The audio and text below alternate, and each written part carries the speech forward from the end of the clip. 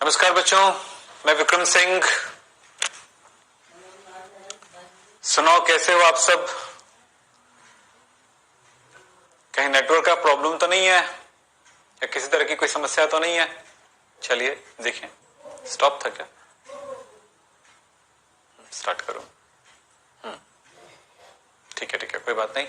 चलिए, आज मैं कुछ दिनों से आप लोगों का ले रहा था कि हाँ जी, अभी मेरे क्लास में आए हैं श्रेया। सबको गुड इवनिंग बेटा, गुड इवनिंग। श्रेया, दीक्षा, लवली, प्रिया शर्मा, सपना। ओके, एक बार बताओ इस प्रश्न का उत्तर क्या होगा? ये प्रीवियस ईयर क्वेश्चन हम करा रहे हैं आपको। हाँ, रोहित यादव, ओके, धर्मेंद्र। हमने पिछली क्लास में आपको प्रेरणिक प्रभाव पढ़ाया था और उससे संबंधित कुछ क्वेश्चन भी किए थे। आज हम थोड़े क्वेश्चन देख लेते हैं, प्रीवियस ईयर क्वेश्चन, किस तरह से क्वेश्चन एग्जाम में आते हैं और उन प्रश्नों को हम एक बार देखते हैं। क्या इस प्रश्न में ये लिखा हुआ है, एक यौगिक का संरचनात्मक सूत्र CH3 CH C और CH2 है, यानी कि बीच में एक जगह सिंगल बॉन्ड है, दो जगह डबल बॉन्ड है कार्बन कार्बन के बीच में। बाएं से दाएं की ओर जा रहे हैं तो कार्बन पर संकरण है, तो क्या इसमें से आपको कौन सा राइट लगता है? चलिए अपनी तरफ से जवाब देंगे। प्रिया शर्मा, श्रेया कुमारी, शिवानी, अपने अपने तरह से बताते जाओ। चलो बेटा, जो चल रहा है उस पर बात करते हैं और बात करिए आप लोगों की पढ़ाई कहां तक पहुंची है और क्या कहां तक कितने लेक्चर्स हो गए हैं। लास्ट लेक्चर आपने क्या किए हैं वो मुझे बता दो। सबसे पहले बताओ लास्ट लेक्चर किस टॉपिक पे किए हो आप, अपना अपना मुझे जरूर बताओ ताकि मैं तय कर सकूं कि आगे वाले टाइम पे मैं आपको क्या लाइव में दूंगा और आगे क्या मैं क्लास दूंगा। बताओ लास्ट लेक्चर आप लोगों ने अपने अपने स्तर पे बताओ क्या देखे हो आप लोग, और इसका आंसर भी बताओ कि क्या होगा। हाँ, सारे बच्चे बताने की कोशिश कर रहे हैं। एक हाँ,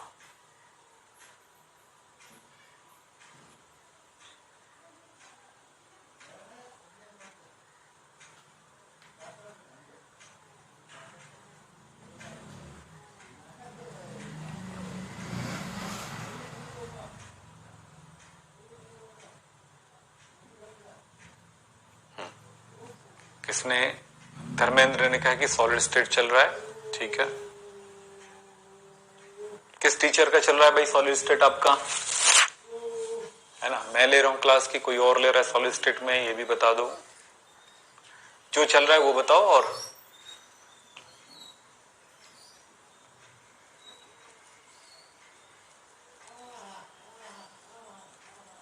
अच्छा, हाँ वही मैं पूछ रहा हूं कौन पढ़ा रहे हैं।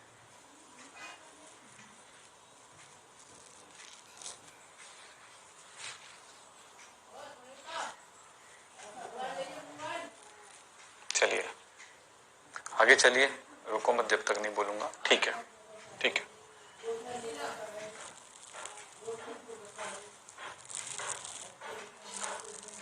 चलिए इसका आंसर बताओ क्या होगा आप। ठीक है,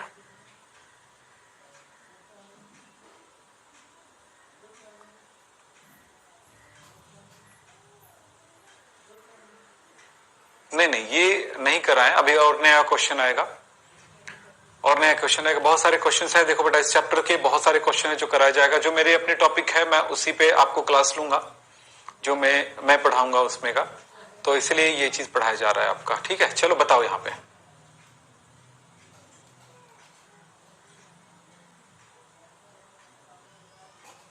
नहीं उससे नहीं, जो टीचर जिस टीचर जो चैप्टर या जो टॉपिक जो टीचर कराते हैं उसी का डाउट अगर आप उससे पूछते हैं तो वो ज्यादा बेहतर रहेगा। चलिए अभी बताइए। अच्छा, सीजियम क्लोराइड की क्रिस्टल, रामू आपने पढ़ाया।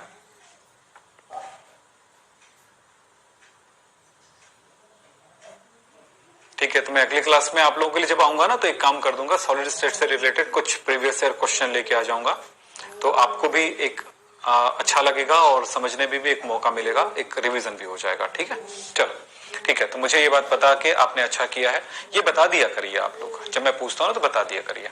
ठीक है,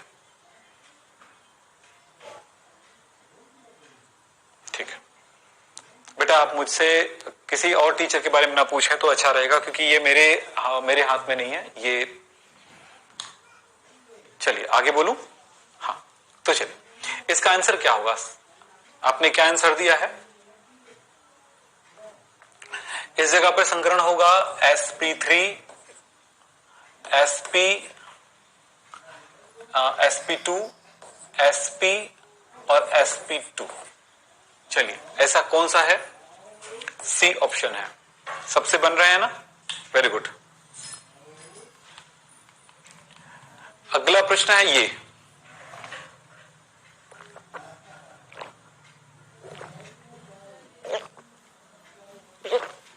चलिए,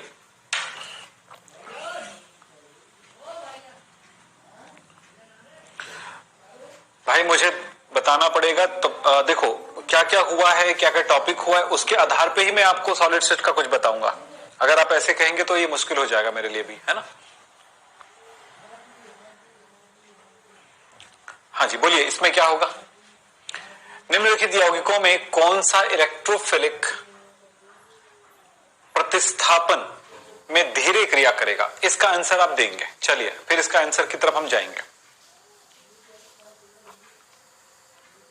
चलिए बताइए, इधर उधर की बात नहीं, इसका आंसर दीजिए जल्दी से।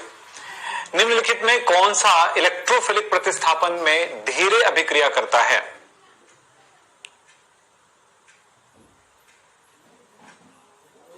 बोलो। हमें इसमें कारण भी ढूंढना होगा। ऐसा क्यों?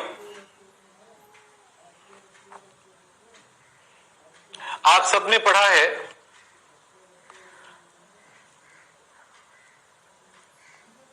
आप सबने पढ़ा है मेसोमेरिक इफेक्ट।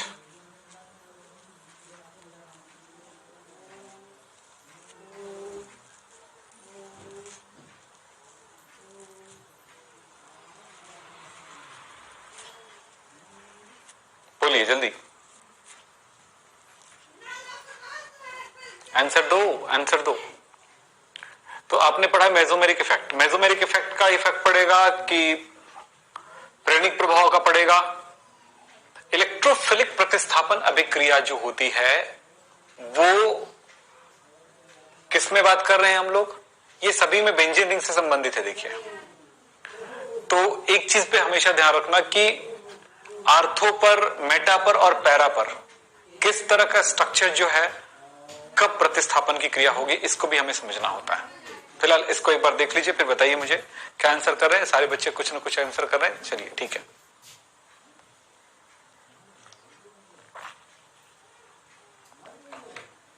हाँ जी, तो इसका आंसर होगा, एक काम करिए, देखिए कि बेंजीन रिंग पर जो रिएक्शन होता है, प्रतिस्थापन अभिक्रिया होता है, वो कौन सा होता है? इलेक्ट्रोफिलिक प्रतिस्थापन अभिक्रिया होता है। यानी इलेक्ट्रोफाइल है, अटैक करता है। कौन अटैक करता है? इलेक्ट्रोफाइल अटैक करता है। बेटा मैं आप आगे वाली क्लास में आपको बता दूंगा जरूर, लेकिन यहां पर अभी नहीं, क्योंकि जो टॉपिक हम लेके आए हैं उस टॉपिक को पहले कवर कर लेते हैं, जो मेरा पार्ट है। फिर मैं अगले पार्ट में जब आओगे तो मैं सारे क्वेश्चंस करा दूंगा, आप परेशान मत होइए प्रिया शर्मा जी, ठीक है? तो ये ज्यादा प्रॉब्लम वाली चीज नहीं होगी, इस बात को बताना चाहूंगा, ठीक है? चलिए यहां पर बात करते हैं कि यहां जो भी रिएक्शन होता है वो किस जगह पर होगा। यहां पर कोई एक्स जुड़ा हुआ है, ये ऑर्थो पोजीशन है, ये मेटा पोजीशन है और ये पैरा पोजीशन है। ये ऑर्थो और पैरा पर जब कोई अटैक होता है तो किसका होगा? इलेक्ट्रोफाइल का। इलेक्ट्रोफाइल किसको बोलेंगे? E plus. इसका अटैक होगा और हाइड्रोजन को रिप्लेस करके जुड़ जाएगा। इस जगह पर निगेटिविटी जो बढ़ाता है वो इसकी क्रियाशीलता को बढ़ाता है। अगर हम यहां पर बात करते हैं पहले वाले में, तो क्या नजर आ रहा है? बोले, NO2 ये लीजिए। तो इस जगह पर क्या होगा कि ये वाला जो पार्ट है इलेक्ट्रॉन का, तो इस जगह पर क्या होगा कि ये वाला जो पार्ट है इलेक्ट्रॉन का, ये ये नाइट्रोजन वाला पार्ट जो एन पर डबल बॉन्ड है, मतलब ये मेसोमेरिक प्रभाव उत्पन्न करेगा और अपनी तरफ इलेक्ट्रॉन को आकर्षित करने की कोशिश करेगा। तो ये क्या करता है, ये इलेक्ट्रॉन को अपनी तरफ आकर्षित करेगा क्योंकि यहां पर संयुग्मन है को इस तरह से। सो इससे क्या हुआ जरा बताइए, अगला स्टेप क्या होने वाला है, N O minus double bond, ये इस जगह पर प्लस चार्ज आ गया और आप इसमें क्या नजर आ रहा है, देखिए अगर इसके साथ E प्लस जुड़ना चाहेगा तो ये पॉजिटिव पार्ट है, तो इस पॉजिटिव पर इसका अटैक आसानी से नहीं होगा। सो रिएक्शन कैसा होगा, सबसे कम होगा। लेकिन इसके अलावा मैं दूसरी जगह पर जाऊं, इसमें जाता हूं तो ये स्ट्रक्चर क्या होने वाला है, देखिए ये ए में, तो ये रिएक्शन को कमजोर करेगा। सो देखिए जिसमें अभिक्रिया धीरे होगी इसके लिए, लेकिन बाकी सब में देखो क्या होगा, ये क्या करता है, इलेक्ट्रॉन को अपनी तरफ आकर्षित तो करता है लेकिन ये इफेक्ट नहीं डालता है ना अंदर की तरफ ना बाहर की तरफ। यहां पर इलेक्ट्रॉन इस तरह से चली गई, लेकिन अगर देखें ये प्लस आई इफेक्ट डालता है, पर ये कौन सा प्लस एम प्रभाव डालता है, प्लस आई से प्लस एम प्रभाव बहुत ही प्रबल शक्तिशाली है। सो ये इनके होने से, इनकी तुलना में ये होने पर क्रियाशीलता घट जाएगा, लेकिन इन दोनों के होने से क्रियाशीलता बढ़ेगा। और वो कैसे, जरा देखिए, वैसे आंसर हो गया है। और क्रियाशीलता क्यों बढ़ेगा मैं आपको बताता हूं। OH इस पे इलेक्ट्रॉन युग्म है और देखो यहां पर ये इस जगह पर और ये इस जगह पर मूव हो जाएगा, तो क्या मिलने वाला है, O प्लस डबल बॉन्ड। इस तरह से अनुनाद संरचना में आया तो मेसोमेरिक इफेक्ट की वजह से, रेजोनेंस इफेक्ट की वजह से यहां पर इलेक्ट्रॉन युग्म आ गया और वैसे H है और ये माइनस चार्ज हो गया। तब E प्लस जो है इस पर अटैक कर सकता है बहुत ही आसानी से और ये बना लेगा। तो यहां पर इसमें भी इलेक्ट्रॉन पेयर है, वो भी ऐसे ही इस भाग की क्रियाशीलता को बढ़ाती है। यही है आपका, तो यहां पर स्थानांतरित हो गया। तो ये आसानी से क्रिया होगा, इसमें भी होगा, लेकिन इनमें क्रियाशीलता बहुत कम होगा जबकि इसमें थोड़ी ज्यादा क्रियाशीलता होगी। चलिए अगला प्रश्न ये है कि निम्न में से स्थायित्व का सही क्रम क्या होगा। चलिए बताइए, निम्न में स्थायित्व का सही क्रम क्या होगा।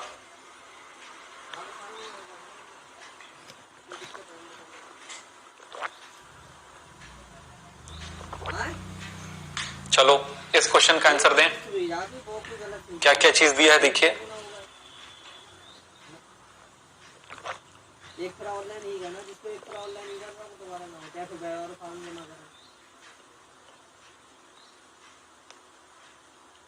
पहले ही देख कर बनाना चाहिए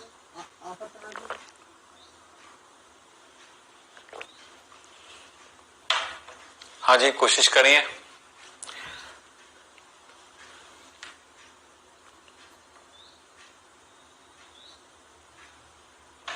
स्थायित्व भाई एल्किन है तो हाइड्रोजनीकरण की क्रिया हो सकता है, क्लोरीनीकरण की क्रिया हो सकता है। तो किसमें जो ज्यादा स्थायी है, जो कम स्थायी। स्थायित्व का क्रम देखो घटते क्रम में लिखा है। तो पहली तो बात यह है कि 2 ब्यूटीन है, यह मतलब 1 2 3 4 2 ब्यूटीन है।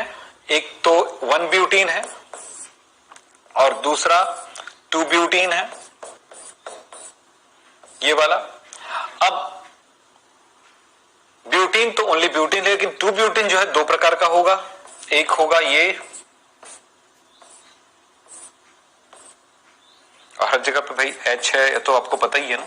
तो ये क्या है, ये सिस ब्यूटीन है। और दूसरा होगा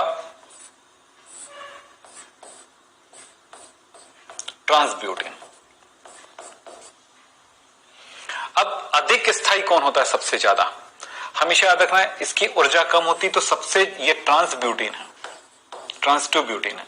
तो ये सबसे ज्यादा स्थायी होगा ये। तो ट्रांस 2 ब्यूटीन ज्यादा स्थायी होगा सबसे ज्यादा। तो इसमें से सबसे ज्यादा वाला में कौन दिया गया, ये दिया गया। फिर सिस ब्यूटीन होगा, फिर उसके बाद ब्यूटीन, यानी कि ये वाला बी ऑप्शन। कितने बच्चों ने दिया,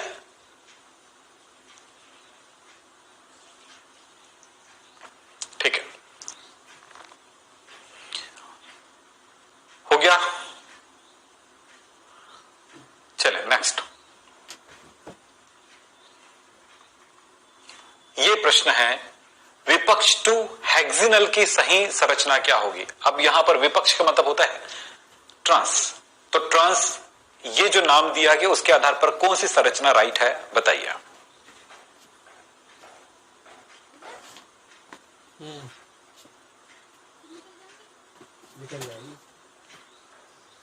हाँ जी बोलिए।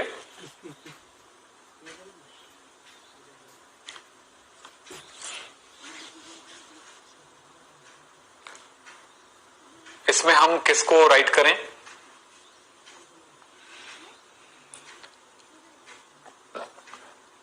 Trans to हेक्सिनल।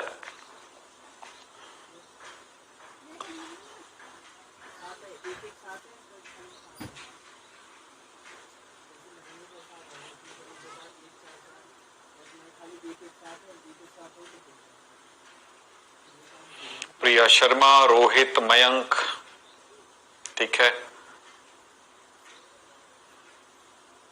बताइए।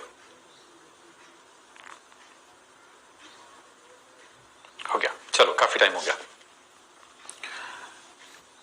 टू हेक्सिनल, यहां पर है हेक्स 6 कार्बन की चेन, इन टू इन अल के बारे में बात कर रहा है। अल मतलब एल्डिहाइड, तो number 1 carbon, second carbon, third carbon, 4 carbon, 5 carbon, 6 carbon, तो ये हेक्स हो गया।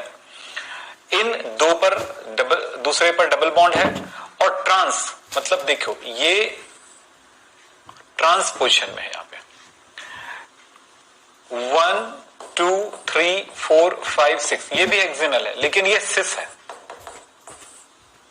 ये लेकिन ये तो पूरी तरह से अलग है। 1 2 3 4 पर है, 4 इन हो गया, 1 2 3 3 इन हो गया, ये दोनों गलत है, परंतु ये सिस के लिए है। हमें पूछा गया है ट्रांस के लिए, तो ट्रांस के लिए यही आंसर राइट है, ए ऑप्शन आपका राइट है।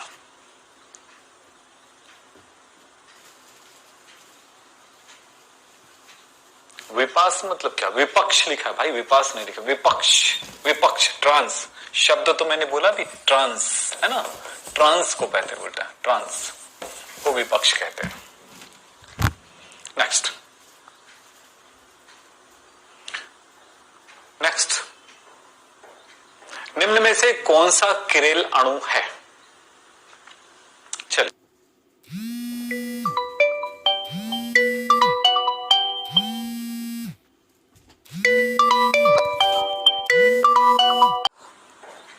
निम्न में से कौन सा किरेल अणु है? चलिए, निम्न में से कौन सा किरेल अणु है?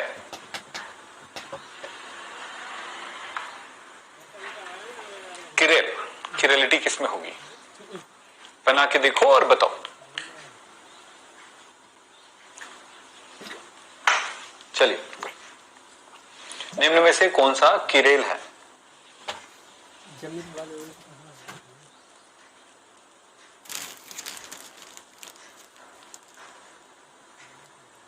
हो गया, वेरी गुड। चलो बताते जाओ, कौन बता रहा है देखते हैं।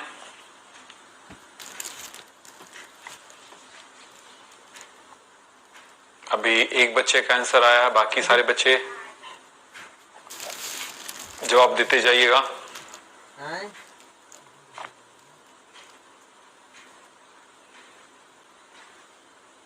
तुम बोतल इतनी बड़ी लेकर आते क्या करोगे?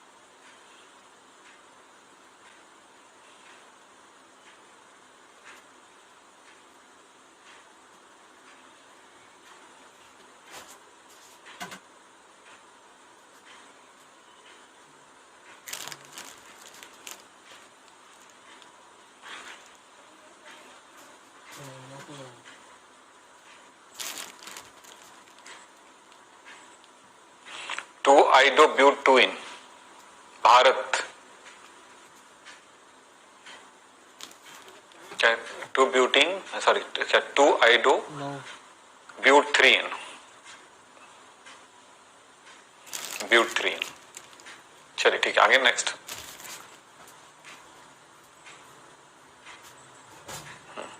हाँ हो गया। चलो बेटा, किरेल का मतलब होता है चारों संयोजकताएं अलग अलग चीजों से जुड़ा होगा, बस और कुछ नहीं। A B C D. इसमें 2,2 di methyl butanoic acid, 2,2 di methyl butanoic, 1 2 3 4, ये COOH हो गया। 2,2 डाई मिथाइल, ये CH3 ऐसा है। तो ये हो गया CH2, 2H हो गया, इस पे 3H हो गया, तो कहीं पर भी किरेल नहीं है, तो ये तो A गलत हो गया।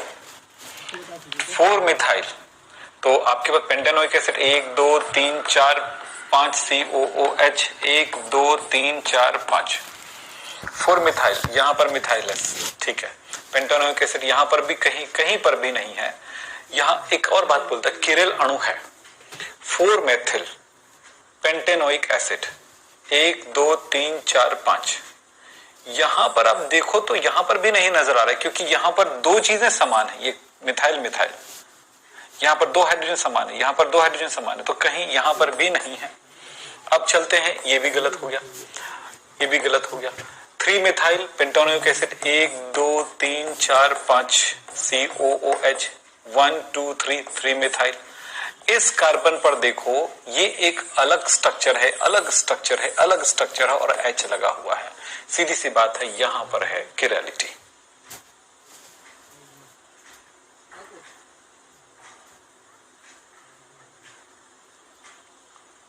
सर एक का नो क्या हो गया? ठीक है,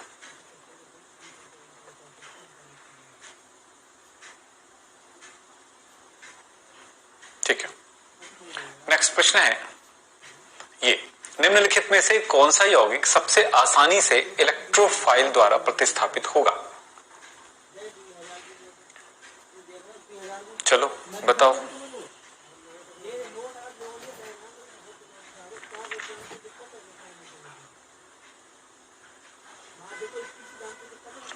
निम्न में से कौन सा यौगिक सबसे आसानी से इलेक्ट्रोफाइल द्वारा प्रतिस्थापित होगा? जी बताइए जल्दी से।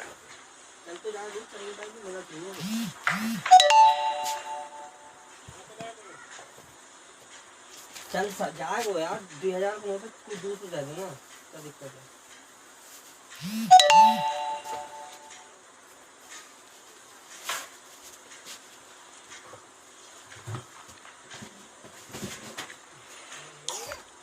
इसमें एक चीज पे ध्यान देंगे, ये है तो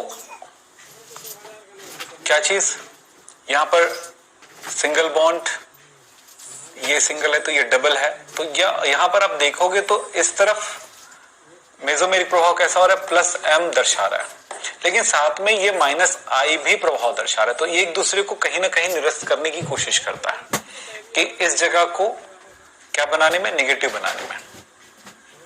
ठीक है। दूसरी बात, ये अपनी तरफ इलेक्ट्रॉन का आकर्षण करता है, लेकिन इस पे अगर बात करते हैं तो यहां पर ये केवल इस तरह से प्रतिस्थापित करता है, तो यहां पर प्रतिस्थापन होना ज्यादा आसान हो जाता है डी में। काफी बच्चों ने डी लिखा है, दीक्षा, प्रिया, यस सही में ये आंसर राइट है आपका, डी ऑप्शन राइट है। नेक्स्ट, निम्नलिखित यौगिकों में से कौन सा किरेल नहीं है? तो बड़ा आसान है, तुरंत तुरंत बताओ, चलो फटाफट। किरेल नहीं है। फिर मैं थोड़ी रेजोनेंस से रिलेटेड कुछ बात करूंगा इसके बाद। चलो, निम्न में से कौन सा किरेल नहीं है? चलो कोशिश करो और बताओ। ओके,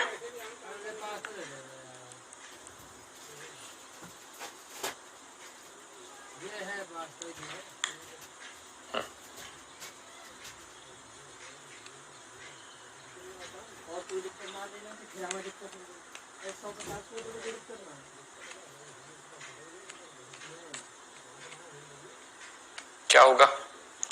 66 में कौन सा किरेल नहीं है?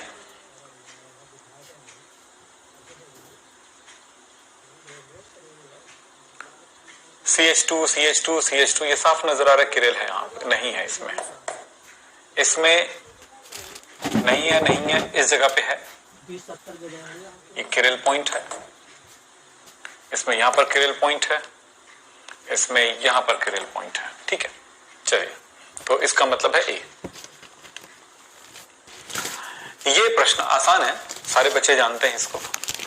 क्या आंसर करेंगे बताइए जल्दी से। एक अकार्बनिक यौगिक जिसमें CH और N है के विश्लेषण से निम्नलिखित आंकड़े प्राप्त होते हैं, क्या?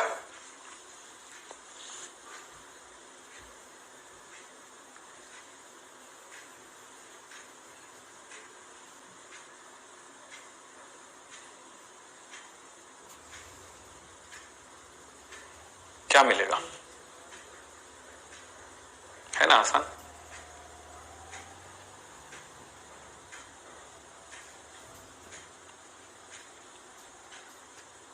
NCERT बुक पढ़ना जरूरी है क्या? भाई वही तो पढ़ते हो यार, वही तो कोर्स है आपका। चाहे आप उस NCERT बुक को NCERT की बुक से पढ़ो या NCERT की कोर्स को आप दूसरे बुक से पढ़ो, कोर्स तो वही है ना। आखिर उसी बुक को ही एक्सप्लेन किया गया है, उसी सिलेबस को एक्सप्लेन किया जाता है दूसरे बुक में।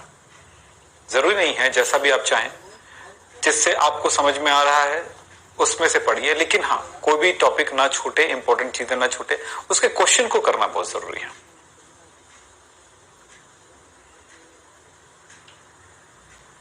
उनके प्रश्नों को जरूर करिएगा। हाँ जी जल्दी करिए।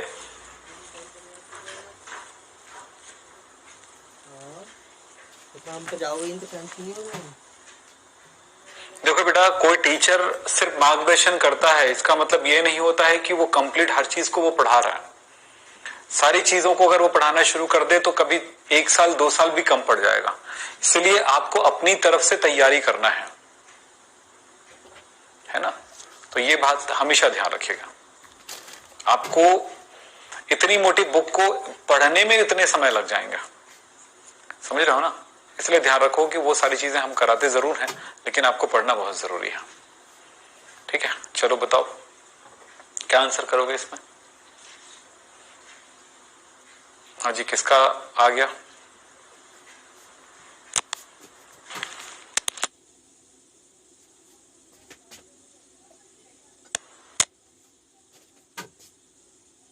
चलिए बताते जाइए जल्दी से।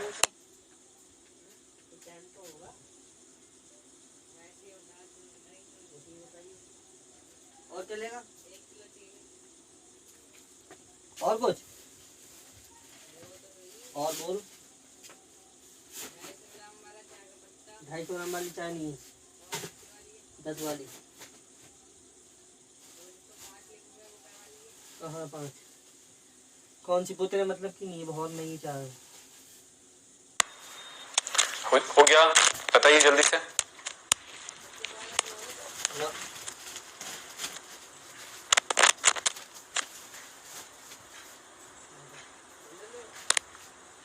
हो गया बेटा सबका? हाँ, कभी कभी नेट का प्रॉब्लम आता है तो रुक जाता है, इसको मत बोला करो रुक गया करके। हाँ जी चलिए, प्रिया शर्मा ने बताया, बहुत आसान है। आप लोग सब यही करते हो। तत्व कौन सा है, एलिमेंट कौन सा है, कार्बन, यही तो बनाया हो ना। मैं शॉर्ट में बना देता हूं। एलिमेंट्स कौन सा है आपका, कार्बन है, हाइड्रोजन है और नाइट्रोजन है। इसकी परसेंटेज वैल्यू कितनी दी गई है, 40, 13.333 और लिखा है 46.67। इसका अब क्या करेंगे, परमाणु भार से इनको भाग देंगे, 12, 1 और इसको 14 से। तो क्या मिलने वाला है, ये 12 या 36 यानी 3.33, इसका भी 3.33 और इसका कितना मिला 13.33। अब हम सबको सबसे छोटे नंबर से डिवाइड कर देंगे, तो ये 3.33 को 3.33 से, 13.33 को 3.33 से और इसी तरह से 3.33 को 3.33 से, यहाँ पे वैल्यू आया 1, यहाँ पर आएगा 4 और यहाँ पर आएगा 1। तो क्या हो गया कार्बन है 1, हाइड्रोजन है 4 और नाइट्रोजन है 1। ऑप्शन सी राइट, सी राइट है।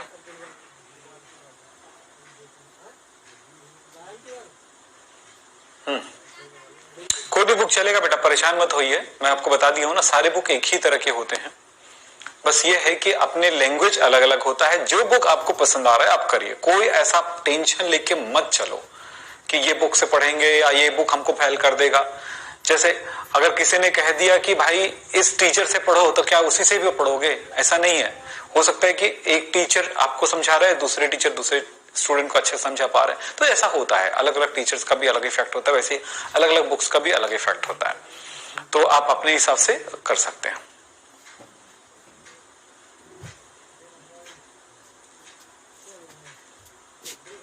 चलिए आगे चलें।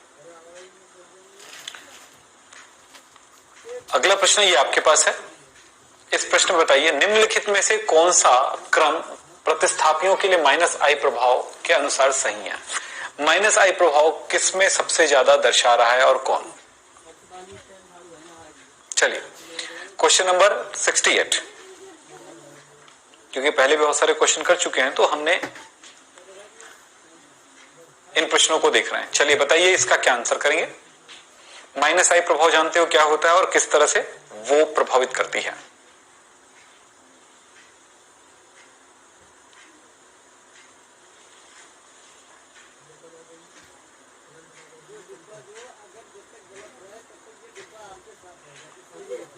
अच्छा, सुनील महतो, थैंक यू। हाँ जी, अच्छा रोहित यादव, ओके। सबने अपनी अपनी तरह से बताया क्या होगा बेटा, जल्दी बताओ। सबसे ज्यादा 3 चीजों तो दिया गया, फ्लोरीन दिया गया है और OR दिया गया है और NR2 दिया गया है। तो सीधा सीधा ये चीज देखो कि विद्युत ऋणात्मकता का क्रम क्या है। फ्लोरीन, ऑक्सीजन और नाइट्रोजन में सबसे अधिक विद्युत ऋणात्मक फ्लोरीन है, तो सीधी सी बात है फ्लोरीन वाला सबसे अधिक होगा। तो कौन सा होगा? फ्लोरीन वाला सबसे अधिक होगा, तो N वाले से ज्यादा ऑक्सीजन, N वाले से ज्यादा ऑक्सीजन, ऑक्सीजन वाले से ज्यादा फ्लोरीन, यहां पर नजर आ रहा है। सी ऑप्शन आपका राइट है, वेरी गुड। नेक्स्ट, ये एक प्रश्न है, अब इसमें जवाब देने की कोशिश करना। निम्नलिखित यौगिकों में कौन सा नाभिक स्नेही हाइड्रोक्सी आयन के आक्रमण से प्रतिरोधित रहता है? क्या मतलब? हाइड्रोक्सी आयन के आक्रमण से प्रतिरोधित रहता है, मतलब को समझना जरूरी है। मैं यहां पर एक्सप्लेन नहीं करूंगा कैसे है क्या है। अब इस आधार पर क्या आंसर करना चाहते हैं वो एक बार ट्राई करिएगा, फिर मैं आगे समझाता हूं, एक्सप्लेन करता हूं आपको। चलो,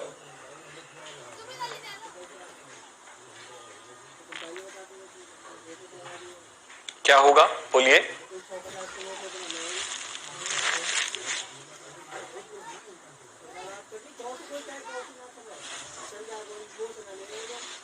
कैसे कर रहे हो बताओ, क्या आंसर होना चाहिए?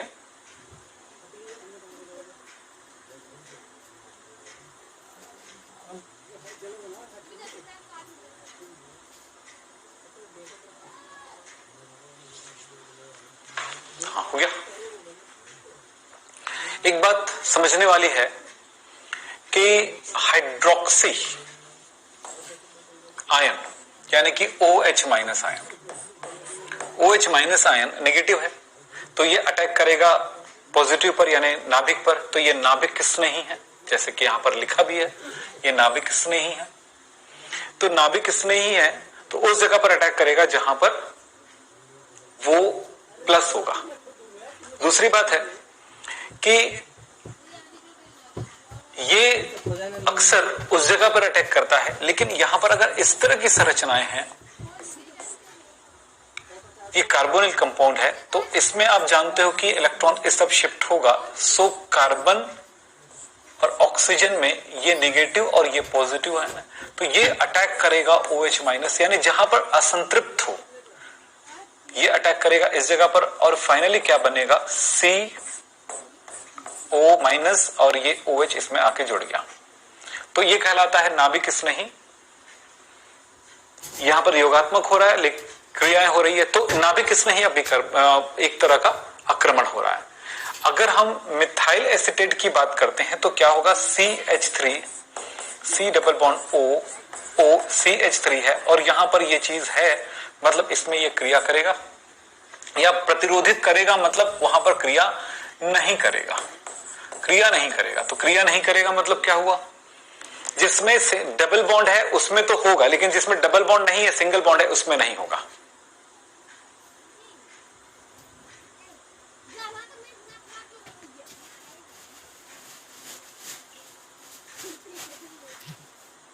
चलिए बताइए क्या होगा, यहां पर ये एसीटोनाइट्राइल, इसमें भी एसीटोनाइट्राइल किसको बोलेंगे, CH3, ये B है, C triple bond N, acetonitrile, इसमें भी असंतृप्त है। तो जहां पर संतृप्त बॉन्ड है, यहां पर C पे देखें, CH3 C2H5 डाइमिथाइल ईथर है,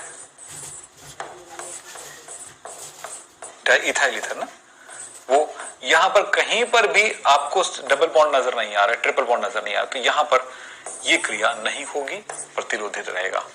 एसिटामाइड में भी, एसिटामाइड क्या होते हैं, CH3 C double bond O NH2, यहां पर भी ये नजर आ रहा है, यहां पर भी नजर आ रहा है, एक बात होगा। सपना ये एकदम छोटा छोटा लिखा है बेटा, दिख नहीं रहा, थोड़ा बड़ा करके लिखो ना। चलो आगे बताओ, ये प्रश्न है, फिनॉल का सबसे स्थायी संरूपण निम्नलिखित में होता है, बताओ। एन फिनॉल, नॉर्मल फिनॉल का सबसे स्थायी संरूपण निम्नलिखित में होता है। स्थायी संरूपण, स्थायी शब्द पे ध्यान दो, फिनाल विनाल पे ज्यादा भागने की जरूरत नहीं पड़ेगी, आंसर मिल जाएगा आपको।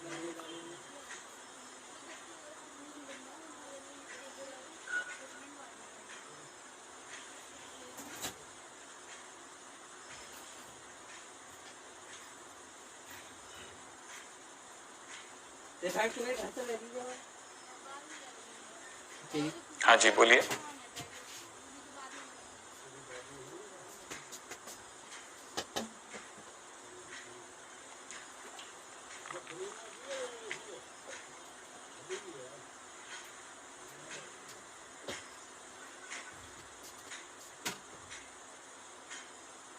संरूपण, संरूपण क्या है, संरूपण का मतलब होता है कंफर्मेशन।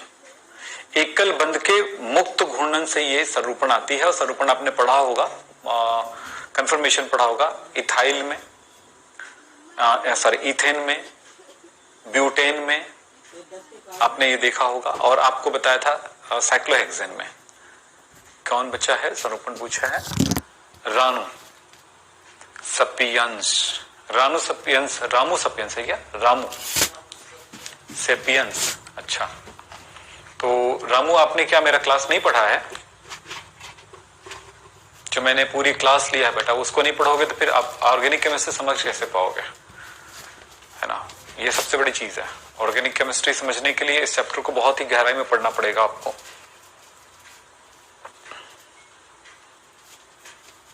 चलिए इसका आंसर क्या है, रोशन कुमार गुड इवनिंग। देखो ऐठित नौका, नौका फॉर्म में है, थोड़ा सा ट्विस्टेड है, बोट फॉर्म में, गौश फॉर्म में यानी ग्रसित फॉर्म का मध्य रूप होता है, और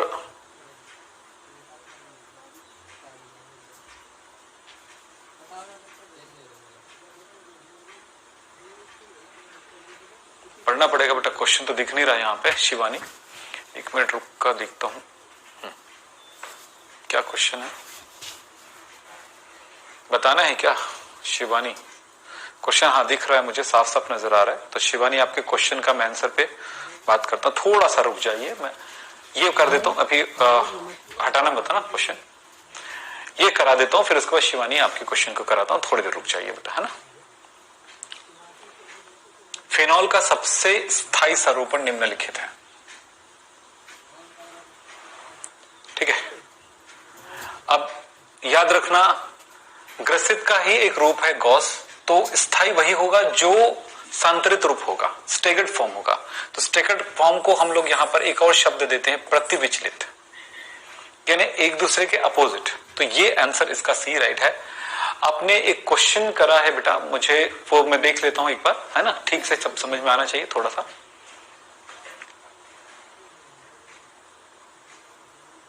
एक प्रश्न आपने मुझे दिखाए हैं, वो है शिवानी का, ए तथा बी धातु युक्त द्विअंगी मिश्र धातु के इकाई से सीपीपी यानी सीसीपी क्यूबिक क्लोज पैकिंग संरचना है, जिसमें ए परमाणु कोनों पर तथा बी परमाणु घन के प्रत्येक केंद्र पर स्थित है। ठीक है, ये फलक के केंद्र पर, थोड़ा सा ना साफ नहीं दिखता है ना तो मुश्किल हो जाता है, प्रत्येक फलक के केंद्र पर स्थित है। यदि इस मिश्र धातु के क्रिस्टलीकरण के दौरान इकाई सेल में दो ए परमाणु लुप्त हो जाते हैं, तब प्रति इकाई सेल पूर्ण संगठन क्या होगा।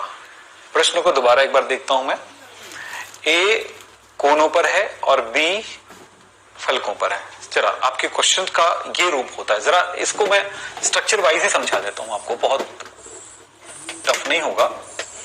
आप इस संरचना को देखिए, क्यूबिक क्लोज पैकिंग है बोल रहा है, चलिए ठीक है, ये घन है। इसमें ए को कहां पर रखा गया है, कोनों पर, और बी को रखा गया फलक पर। तो कोण कितने होते हैं, 1 2 3 4 5 6 7 8। और बी को कहां रखा गया है, बोला बी को रखा गया है फलक केंद्रों पर। परमाणु के घन के प्रत्येक फलक के केंद्र पर स्थित है बी। और एक बात और बोला है कि बी को दो जगह से लुप्त कर दिया गया, लेकिन ए को लुप्त कर दिया गया। फिलहाल बी जो है फलक पर है, 1 2 3 4 5 और 6, और 2 ए को गायब कर दिया गया है। 2 ए नहीं है इसमें से, 2 ए जो है कहीं से गायब है, समझो, ये वाला गायब कर देते हैं। चलिए, ऐसी संरचना है। तो ए की संख्या कितनी है, ए की संख्या बोलो, ए की संख्या है, कोनों पर है। ए कहां पे, कोनों पर है। तो कोनों पर कहां पे, ये कितने कोण पर, 1 2 3 4 5 6 कोनों पर। और इसका वैल्यू कितना होता है कोनों का, 1/8। तो कितना होगा, 3/4। बी की संख्या कितनी है, बोलो बी की संख्या कितनी है। बी फलक पर है, तो फलक पर है कितना, 6 फलक पर गुणा हर एक बी का मतलब फलक का वैल्यू कितना होता है, 1/2। तो कितना हुआ, 3, ये हो गया, 2 कम 2 2 3। तो ए और बी का अनुपात हो रहा है 3/4 अनुपात 3। तो यहां पर इस अनुपात को कैसे लिखूं कि दोनों तरफ बराबर है। तो मैं इसको 4 से मल्टीप्लाई करता हूं, 3 गुना 4, 3/4 है ना, 3/4 गुना 4 अनुपात 3 गुना 4। तो कितना हो गया, ये 4 4 कट गया, तो क्या मिला, 3 रेशियो 12। तो ये हो जाएगा A3B12। अगर यहां पर दिया है तो यही राइट होगा बेटा। अच्छा, A3B12। तो यहां पर A3B12 नहीं दे करके यहां पर आपको क्या दिया गया, देखिए मेरे में आ रहा है A3B12 है ना, तो A3B12 ना दे करके D में दिया है A6B14। तो या तो इसको 2 से मल्टीप्लाई कर दो, तो क्या हो गया, A6B12। आपने मुझे पूछा है कि सर क्वेश्चन में 2 आंसर कैसे आएगा, क्योंकि सर मैंने ऑप्शन बी राइट दिया है और वीडियो सॉल्यूशन में भी बता रहा है, प्लीज आप सॉल्व कर दीजिए। मैंने सॉल्व कर दिया है। अब देखिए क्वेश्चन में कहीं गड़बड़ी हो तो एक बार पढ़ लेता हूं, जिसमें ए परमाणु कोनों पर तथा बी परमाणु घन के केंद्र पर है, कि घन के प्रत्येक फलक के केंद्र पर स्थित है। यदि इस मिश्र धातु के क्रिस्टलीकरण के दौरान इकाई सेल के 2 परमाणु लुप्त हो जाते हैं, तो बेटा ए तो कोनों पर है ना, एकदम करेक्ट है, मैंने जो दिया है आपको देखो, ये कोनों पर है ना ए, और फलक के केंद्र पर है कौन, बी। तो मैंने कोनों का कोई 2 हटा दिया है और बाकी सब जगह पे रखा है। तो इस हिसाब से आप देखो कि 8 कोनों में से 6 कोनों पर है और कोनों की वैल्यू होती है 1/8। ठीक है, तो अगर मैं 2 से, तो 2 तिया 6 और 2 चौके 8, यही तो किया मैंने, 3/4। बी की संख्या है 6 है, 6 1/2 गुणा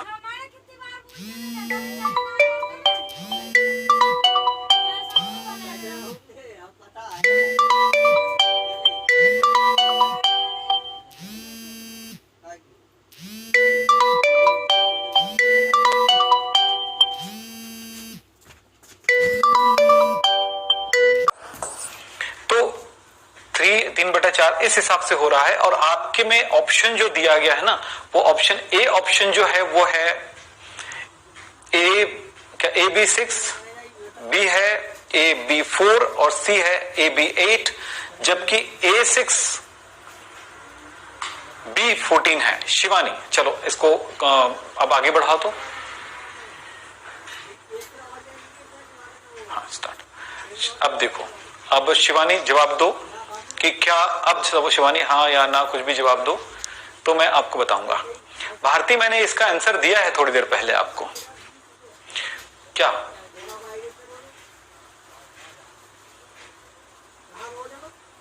मैंने क्लोरो कहां बताया, आइडो होगा इसका। सर हमारे स्कूल वाले टीचर ने इसका आंसर 3 क्लोरो, क्लोरो है ही नहीं है, और दूसरी बात है 2 आइडो, क्योंकि डबल बॉन्ड की तुलना, हाँ यहां पर 1 मिनट आपको बताता हूं, मैं पूरा आंसर ही बता देता हूं आपको। आपने जो लिखा है उसको मैं ठीक से लिख के देता हूं, एकदम सही तरह से लिख देता हूं, फिर बताता हूं आपको। एक्चुअली होता क्या है, आप एक काम कर सकते हो कि पहले इस क्वेश्चन का शिवानी आंसर बताओ। बेटे बी तो आएगा नहीं, आप देख लीजिएगा, क्योंकि अगर आप ये लिखते हो, क्योंकि आप बोल रहे हो कि AB4 होगा बोल रहे हो, तो ये पॉसिबल नहीं है, AB पॉसिबल नहीं है। क्यों? क्योंकि A की संख्या कितनी है, 3/4 है, A की संख्या 3/4 है, तो 1 नहीं है, ध्यान रखना। और B की संख्या कितनी, 3 है, 3/4 और ये 3, इस बेस पर आपको बनाना होगा, ये भी देख लीजिएगा।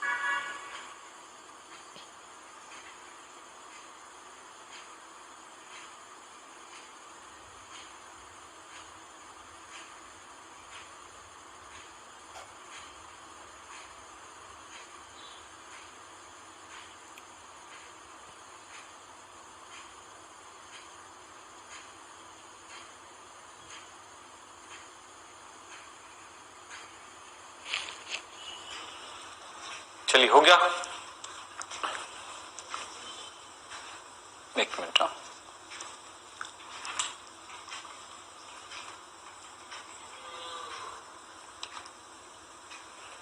देखिए बेटा, थोड़ी सी चीजों पे ध्यान देना। एक बच्चे का जो क्वेश्चन, उसका जवाब दे रहे हैं आपको, ध्यान से सुनिएगा। देखिए यहां पर अगर नियम के अनुसार चलने वरीयता में, तो डबल बॉन्ड को अधिक वरीयता दी गई है और एल्काइल समूह को कम वरीयता दी गई है, मतलब वो नीचे है। देख लें, एक बच्चे ने क्वेश्चन किया है, इस जगह पे बहुत सारे ये CH2 डबल बॉन्ड CH और क्या था क्वेश्चन, ऊपर करो नीचे करो, हाँ कितना कार्बन, 4 कार्बन से, चलो ठीक है। तो ये है, आपने ये लिखा है और यहां पर होगा CH3। देखो स्कूल में क्या बताया गया, कैसे किया गया, किस आधार पर किया गया, आप देखिए, मैं आपको बताता हूं, फिर मुझे बताना कि ये राइट है कि रॉन्ग है।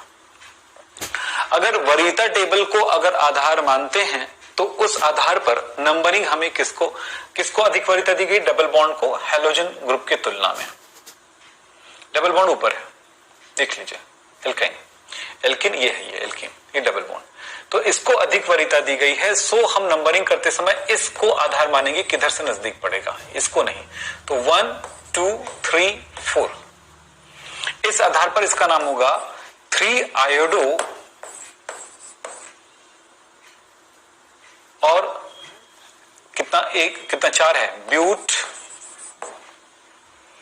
1 इन, और 1 इन लिखने की जरूरत नहीं पड़ती है, तो 3 आयोडो क्या नाम होगा, 3 आयोडो ब्यूटीन। बताओ ये, अब बेटा ये राइट है कि नहीं, अब बताओ, चलो। सपना कह रहे हैं कि मेरा एक भी नहीं सुन रहे हो।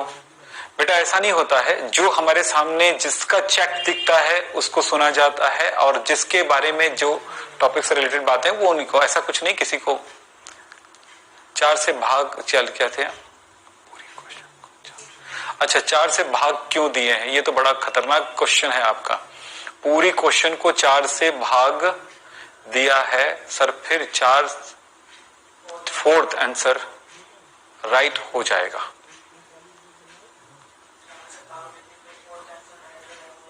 तो कर दिया हूं ना आपको, और वो तो करा हूं ना, उसमें तो कोई बात ही नहीं है, उसमें तो किया ही है, ठीक है।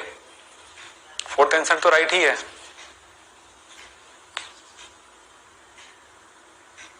चलो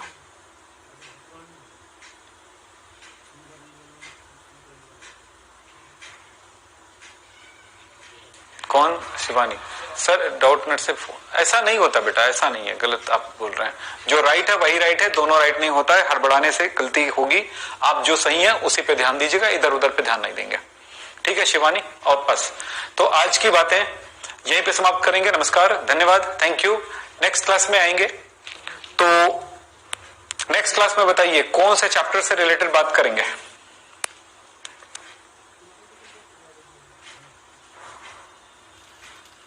प्रीवियस ईयर क्वेश्चन कंटिन्यू कीजिए, ठीक। और